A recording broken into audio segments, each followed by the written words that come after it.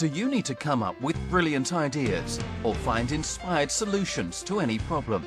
Tony Buzan is the world's leading author and top lecturer on the brain and learning.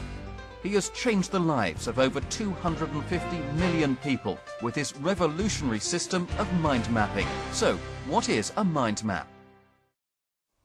A mind map is a thinking tool that reflects externally what goes on inside your head. The mind map was like a Swiss army knife for the brain. Anything I wanted to do in terms of thinking, contemplation, cognition, remembering, creating, the mind map was the ideal tool for that. Mind mapping is straightforward and fun.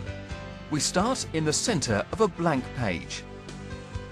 We connect branches to the central image and connect second and third level branches to the first and second, and so on. The brain is radiant. It thinks centrally and explodes out in all directions. Branches are curved and tapered rather than straight-lined. They are organic and free-flowing, as opposed to structured and uniformed. The branches on a mind map are the reflection of the way the brain thinks. So when you think of anything, if you think of chair, you have your picture and then you have your associations off that. The brain thinks by imagination and association.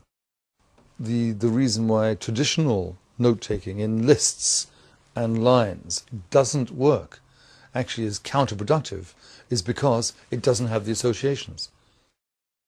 If you don't have associations, you don't have connection.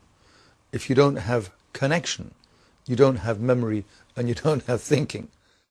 In a mind map, the branches are always curved, curvilinear. Reason why? Nature is curvilinear. And if all the branches are straight, it is literally rigid, similar, and therefore boring.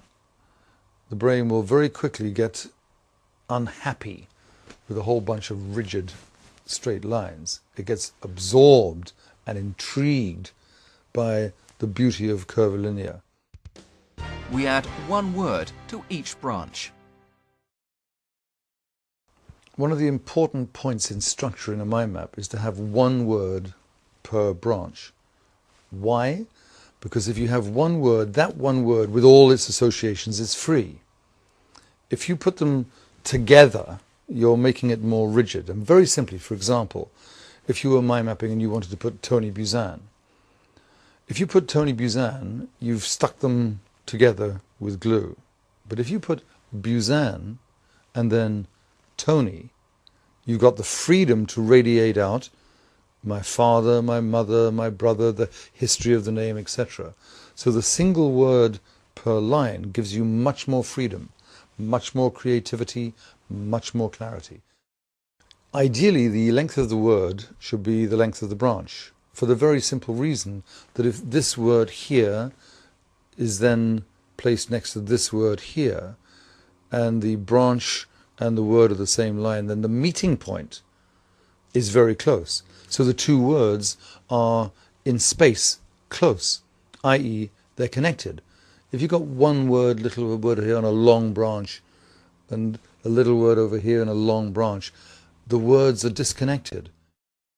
We don't use colour in notes traditionally because we are told not to in school. All the research says exactly the opposite should be so.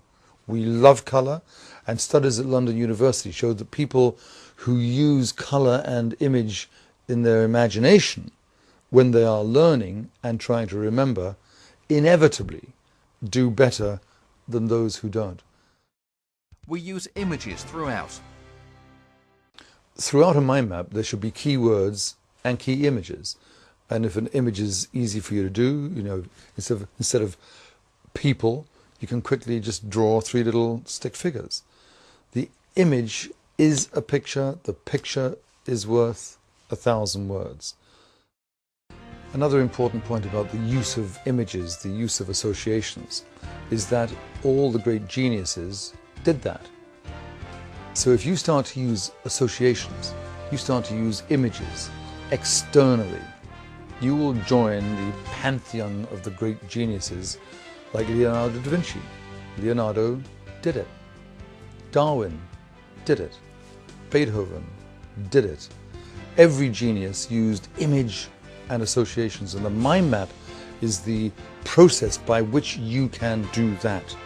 It's a genius tool.